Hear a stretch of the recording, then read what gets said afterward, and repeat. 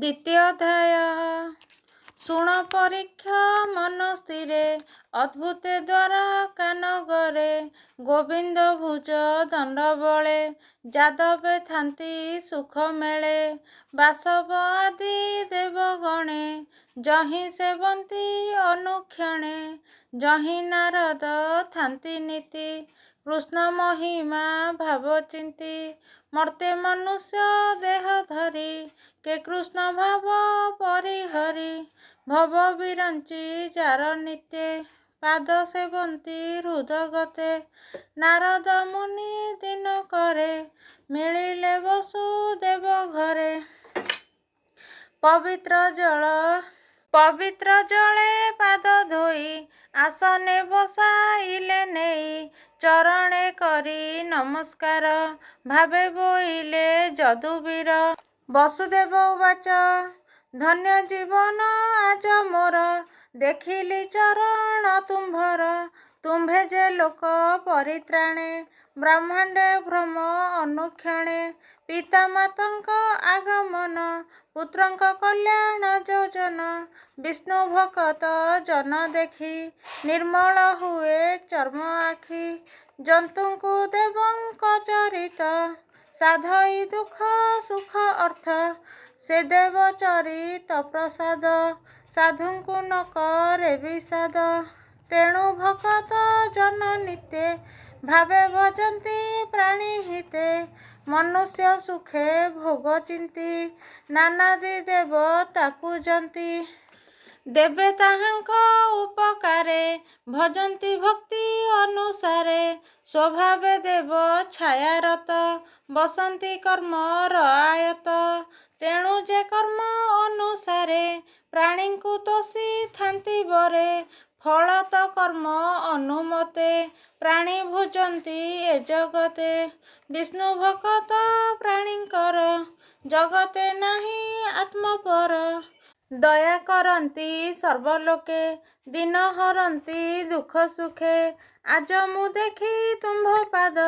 ଲଭିଲି ସକଳ ସମ୍ପଦ, ତଥାପି ବୈଷ୍ଣବର ଧର୍ମେ। ବିଷ୍ଣୁ ଅର୍ପିତ ଯେତେ କର୍ମେ, ଏହା ଶୁଣିବି ଇଚ୍ଛା ମୋର। ପୁଛଇ କହ ଧର୍ମସାର, ଯାହାର କଥନ ଶ୍ରବଣ। ଜନ୍ମ ମରଣ ନିବାରଣ, ପୂର୍ବେ ମୁଁ ତପ ଯୋଗ ବଳେ। ସେବିଲି ବିଷ୍ଣୁ ପଦ ତଳେ, ବିଷ୍ଣୁ ଯାଚିଲେ ମୋତେ ବର। ମୋର ଅଦୃଷ୍ଟ ବଳୀୟାର, ମେକ୍ଷ ନ ମାଗି ପୁତ୍ର ଆସେ। ପଡ଼ିଲି ମୋହ ଜଡ଼ ପାଶେ, ଏବେ ଉପାୟ ତୁମେ କର। ଯେମନ୍ତେ ତୁଟେ ଭ୍ରମ ମୋର। ବସୁଦେବର ବାକ୍ୟ ଶୁଣି, ମନ ଆନନ୍ଦେ ବ୍ରହ୍ମ ମୁନି। ନାରଦ ଉବାଚ, ବୋଲନ୍ତି ଧନ୍ୟ ଯଦୁବୀର। ଧନ୍ୟ ଏ ବଚନ ତୋହର, ତ୍ୱଚିତ ଭାଗବତ ଧର୍ମେ। କଳ୍ପନା ପୂର୍ବ ପୁଣ୍ୟ କର୍ମେ, ଶୁଣ ଏ ଧର୍ମର ମହିମା।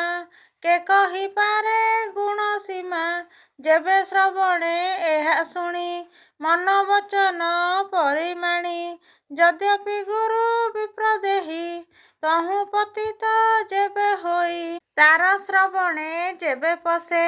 ସର୍ବ କଳୁଷ ଦେହୁଁ ନାଶେ, ଧନ୍ୟ ଯାଦବ ତୋ ଜୀବନ। କୃଷ୍ଣରେ ନିବେଶିଲୁ ମନ, କୃଷ୍ଣର ଶ୍ରବଣ କୀର୍ତ୍ତନ। ଅଶେଷ ଦୁରିତ ଦହନ, କହିବା ଶୁଣ ସାବଧାନେ। ଯେ ଇତିହାସ ପୁରାତନେ, ପୂର୍ବେ ହେ ବିଦୋହ ମଣ୍ଡଳେ।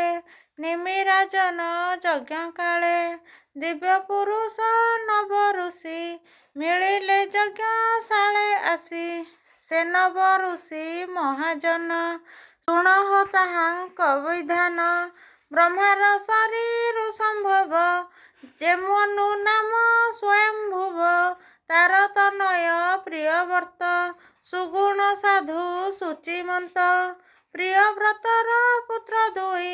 ଅଗ୍ନିଧ୍ର ନଗ୍ନି ବାହୁ ହୋଇ, ଅଗ୍ନିଧ୍ର ସୁତ ନାଭି ନାମ। ସୁନ୍ଦର ସର୍ବ ଗୁଣ ଧାମ, ଋଷଭ ତାହାର କୁମର। ସେ ବିଷ୍ଣୁ ଅଂଶେ ଅବତର, ତାର ମହିମା ଗୁଣ ଯେତେ। ଅନ୍ତ କେ କରିବ ଜଗତେ, ଅଶେଷ ମହିମା ତାହାର। ଭରତ ଯାହାର କୁମର, ସତେକ ପୁତ୍ରେ ଜ୍ୟେଷ୍ଠ ସେହି। ତାପରେ ଉନ୍ନ ସତ ଭାଇ, ସକଳେ ବେଦ ବିଦ୍ୟା ସୁର। ପବିତ୍ର ପୁଣ୍ୟ କଳେବର, ଭରତ ଥାଇ ପୁଣ୍ୟ କାମ। ଭାରତ ଭୂମି ଯାର ନାମେ, ଭୁବନେ ରାଜ ଭୋଗ ଭୁଞ୍ଜି।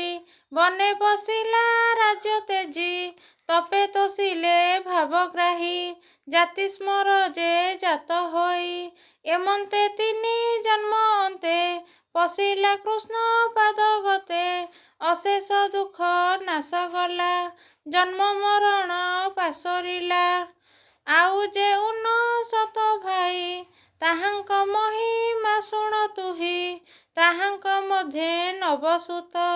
ସାଧୁ ସୁଗୁଣ ଶୁଚିମନ୍ତ, ହୋଇଲେ ନବଦ୍ୱୀପେ ରାଜା। ସୁଖେ ପାଳିଲେ ଜନ ପ୍ରଜା, ଏକ ଅଧିକ 80 ସୂତେ। ବେଦ ଅଭ୍ୟାସ ଦୃଢ଼ ଚିତ୍ତେ, ତପେ ଆରାଧି ନାରାୟଣ। ଜଗତ ହୋଇଲେ ବ୍ରାହ୍ମଣ, ଶେଷେ ଯେ ନବ ସୁତ ଥିଲେ। ନିର୍ଗୁଣ ଯେ ବା ଅଭ୍ୟାସିଲେ, ସେ ଆତ୍ମଜ୍ଞାନୀ ସାଧୁ ଧୀରେ। ଜଟା ବିଭୂତି ଦିଗମ୍ବରେ, ମିତ୍ର ଐରୀ ପକ୍ଷ ସମ।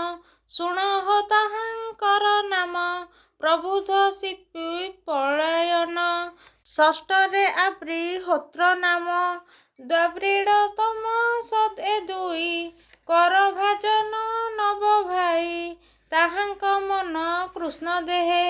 କପଟେ ଥାନ୍ତି ଏକ ସ୍ନେହେ, ଦେଖନ୍ତି ସର୍ବ ଜୀବ ଦେହେ। ଏକା ଗୋବିନ୍ଦ ଭିନ୍ନ ନୁହେଁ, ହୋଇଣ ଅବ୍ୟାହତ ଗତି। ଏମନ୍ତେ ନବ ବିପ୍ରେ ଥାନ୍ତି, ସିଦ୍ଧ ଗନ୍ଧର୍ବ ସୁର ମେଳେ। ଯକ୍ଷ ରାକ୍ଷସ ରସାତଳେ, ଏ ଆଦି ନାନା ଦେଶ ପୁରେ। ଭ୍ରମନ୍ତି ନବ ସହୋଦରେ, ଶିବ ସୁରଭି ଲୋକେ ଥାନ୍ତି। ବ୍ରାହ୍ମଣ ଭୁବନେ ପଶନ୍ତି, ଯଜ୍ଞଶାଳାକୁ ଆଗମନ। କରନ୍ତେ ନବ ମୁନିଗଣ, ସମ୍ଭ୍ରମେ ତେଜିଣ ଆସନ। ଉଭା ହୋଇଲେ ଜନମାନ, ଦେଖିଲେ ଦିବ୍ୟ ତେଜମୟେ। ରବି ଶଶାଙ୍କ ସମ ନୁହେଁ, ଅଗ୍ନି ଯେ କୁଣ୍ଡ ମଧ୍ୟେ ଥିଲା। ବିପ୍ରଙ୍କ ସଙ୍ଗ ତେ ଉଠିଲା, ଆନନ୍ଦ ମନେ ନୃପ୍ରବର। ପଡ଼ିଲା ମୁନିଙ୍କ ପୟର, ପ୍ରଣାମ କରି ତାଙ୍କ ପାଦେ। ଆସନେ ବସାଇ ଆନନ୍ଦେ,